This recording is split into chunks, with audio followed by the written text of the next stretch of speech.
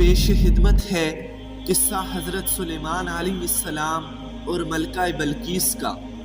ہفت اقلیم کے نو عمر بادشاہ حضرت سلیمان علیہ السلام ابھی 13 برس کے ہی تھے کہ ان کے والد اللہ کے نبی اور بادشاہ وقت حضرت داؤد علیہ السلام انتقال فرما گئے۔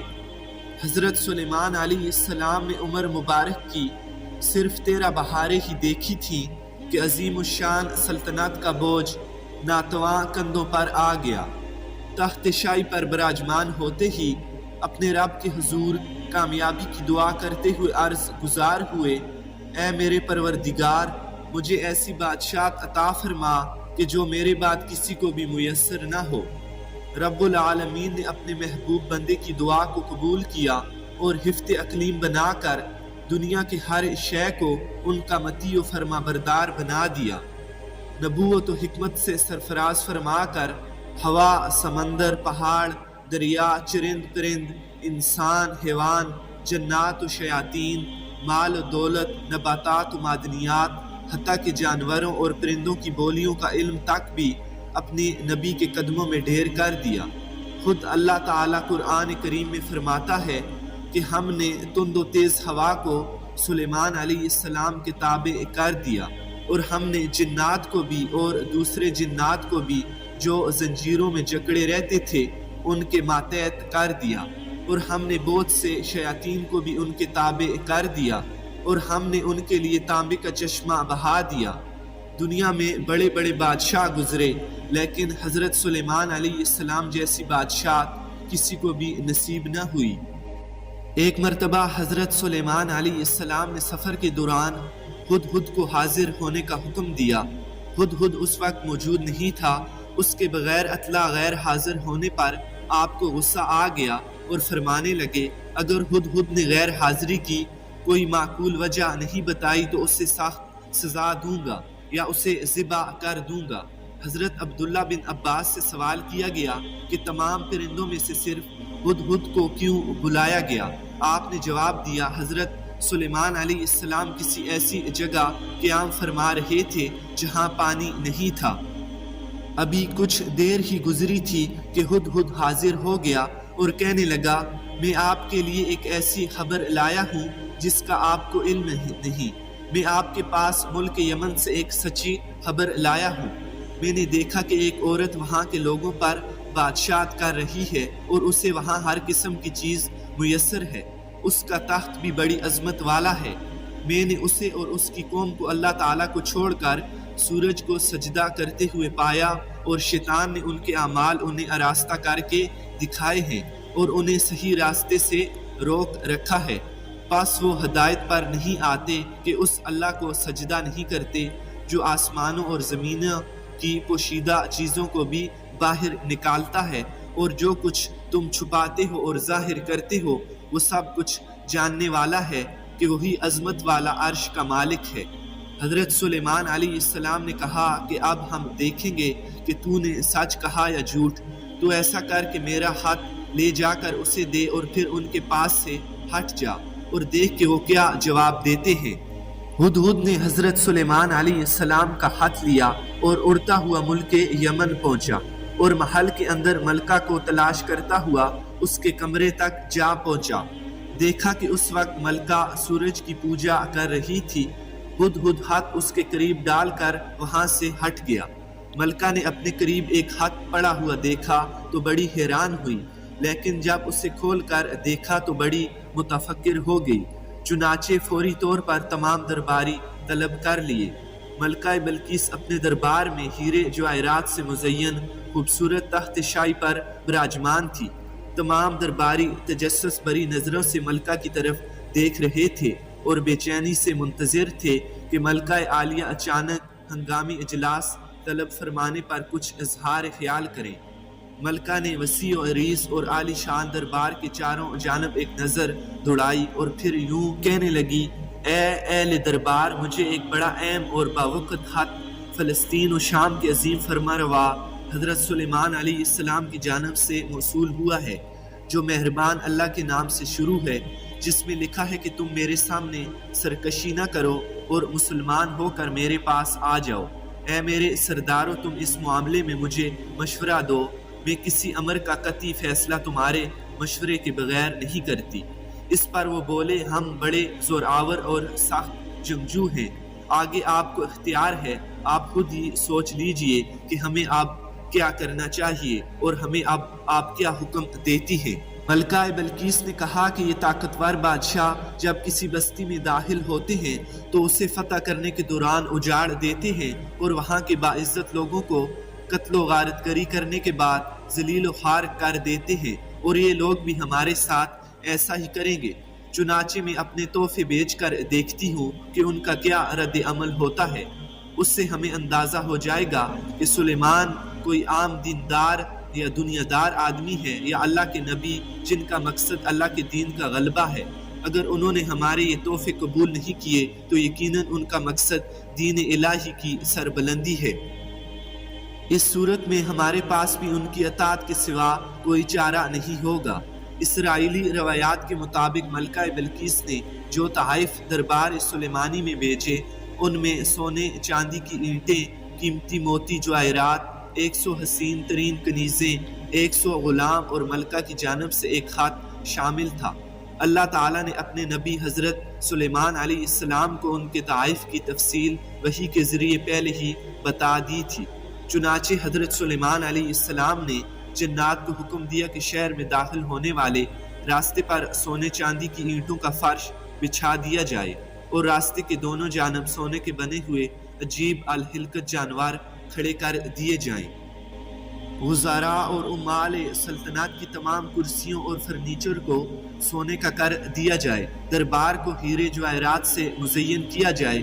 غرض جب ملکہ بلقیس کے قاصد اپنے تحائف لے کر وہاں پہنچے اور انہوں نے یہ سب کچھ دیکھا تو شرمندہ ہونے کے ساتھ ساتھ بہت زیادہ مرعوب بھی ہوئے۔ حضرت سلیمان علیہ السلام نے قاصدوں سے فرمایا کہ کیا تم لوگ مال و دولت سے میری مدد کرنا چاہتے ہو؟ مگر دیکھ لو جو کچھ میرے اللہ نے مجھے دیا ہے وہ اس سے بہت زیادہ ہے جو تمہیں میسر ہے۔ تمہارے تحفے تمہیں مبارک ہوں، انہیں واپس لے جاؤ، ہم ان پر ایسے لشکر سے حملہ کریں گے جن کے مقابلے کی ان میں طاقت نہیں ہوگی، اور انہیں وہاں سے بے عزت کر کے نکال دیں گے اور وہ ذلیل و خوار ہو جائیں گے۔ ملکہ بلقیس کے قاصد اپنے ملک واپس پہنچے اور حضرت سلیمان علیہ السلام کے سخت ترین پیغام کے علاوہ دربار سلیمانی کا آنکھوں دیکھا حال بھی ملکہ کے گوش گزار کیا۔ ملکہ بلقیس ایک سمجھدار، دانا اور جہاں دیدہ عورت تھی، فوراً سمجھ گئیں کہ یہ کوئی عام بادشاہ نہیں بلکہ واقعی اللہ کے نبی ہیں، لہٰذا اپنے ملک کو جنگ و جدل سے بچانے کے لیے انہوں نے بنفس نفیس حضرت سلیمان علیہ السلام کے دربار میں حاضر ہو کر اپنی اطاعت کا یقین دلانے کا فیصلہ کیا اور ایک دن اپنے مصاحبین کی ایک جماعت کے ساتھ ملک شام کی جانب روانہ ہو گئیں۔ یمن سے ملک شام کا فاصلہ طویل تھا۔ ملکہ ابھی راستے میں ہی تھی کہ اللہ تعالیٰ نے حضرت سلیمان علیہ السلام کو وحی کے ذریعے مطلع فرما دیا کہ ملکہ بلقیس تمہاری فرما بردار ہو کر حاضر ہو رہی ہے۔ یہ موقع تھا کہ جب حضرت سلیمان علیہ السلام نے ملکہ اور اس کے مصاحبین کو مزید شان اعجازی دکھانے کا فیصلہ کیا تاکہ وہ جان سکیں کہ اللہ کے نیک لوگ شان و مرتبے میں کفار سے کہیں زیادہ طاقتور اور باکمال ہوتے ہیں۔ حضرت سلیمان علیہ السلام کا تخت حاضر کرنے کا حکم۔ آپ علیہ السلام نے فرمایا، اے میرے سردارو، تم میں سے کوئی ایسا ہے جو ان کے فرما بردار ہو کر پہنچنے سے پہلے ملکہ کا تخت ہمارے پاس حاضر کر دے۔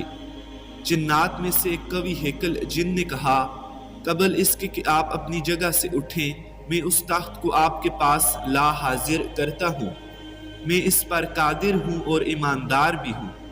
ایک شخص جسے کتاب الہی کا علم تھا کہنے لگا کہ میں آپ کی آنکھ چپکنے سے پہلے اسے آپ کی خدمت میں حاضر کیے دیتا ہوں۔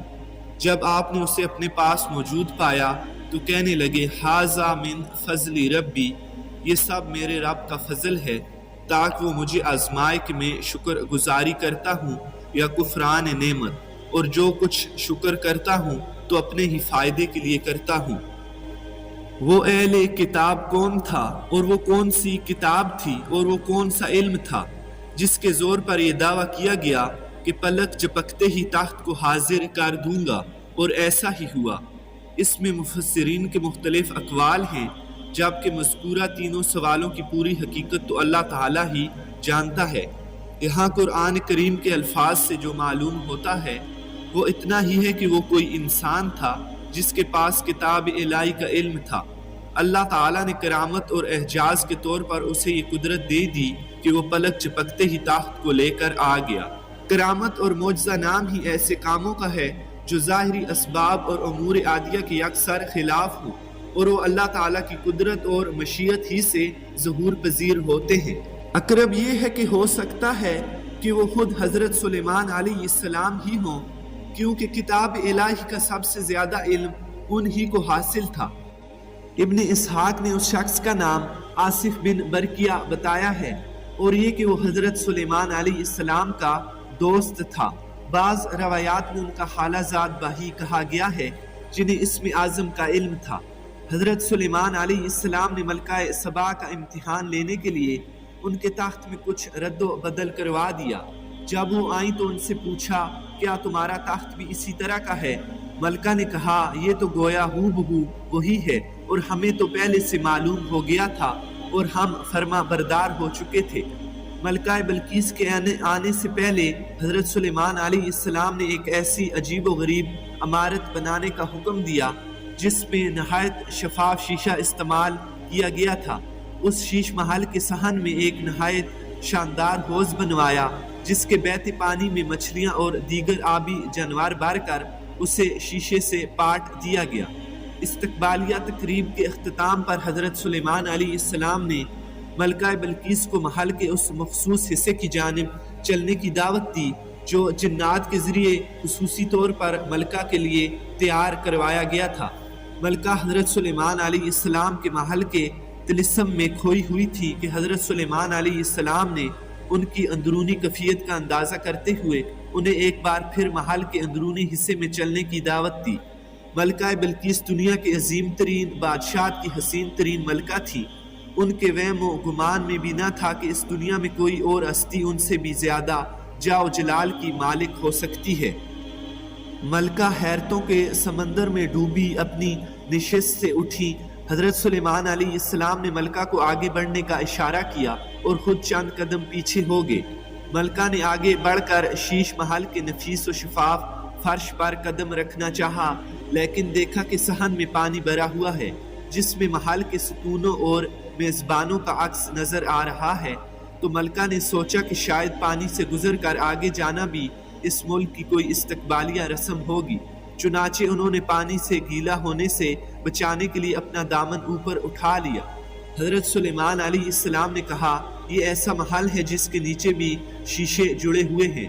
وہ بول اٹھی کہ اے میرے پروردگار، میں خود پر ظلم کرتی رہی، اب میں حضرت سلیمان علیہ السلام کے ساتھ اللہ رب العالمین کی مطیع و فرما بردار بنتی ہوں۔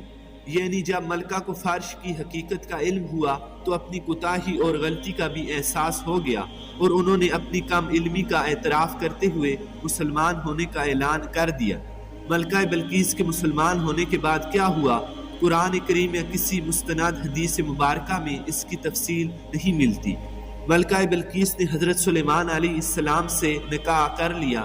جیسا کہ اوپر بیان کیا گیا ہے کہ ملکہ بلقیس کے مشرف با اسلام ہونے کے بعد کیا حالات پیش آئے، قرآن کریم نے اس حوالے سے سکونت اختیار کی ہے۔ یہی وجہ ہے کہ کسی شخص نے حضرت عبداللہ بن عینہ سے پوچھا کہ کیا حضرت سلیمان علیہ السلام نے ملکہ کے ساتھ نکاح کر لیا تھا، تو انہوں نے فرمایا کہ قرآن نے اس معاملے میں جتنا بیان کر دیا ہے وہ کافی ہے، ہمیں اب کسی اور تفتیش میں پڑھنے کی کوئی ضرورت نہیں۔ تاہم ابن عساکر نے حضرت اکرمہ سے روایت کی ہے کہ اس کے بعد ملکہ بلقیس نے حضرت سلیمان علیہ السلام سے نکاح کر لیا تھا، انہیں ان کے ملک میں ہی برقرار رکھا گیا۔ حضرت سلیمان علیہ السلام ہر مہینے وہاں تشریف لے جاتے اور 3 روز قیام فرماتے۔ حضرت سلیمان علیہ السلام نے ان کے لیے ملک یمن میں 3 عمدہ محلات ایسے تعمیر کروا دیے تھے جن کی مثال نظیر نہیں ملتی۔ واللہ سبحانہ تعالی عالم۔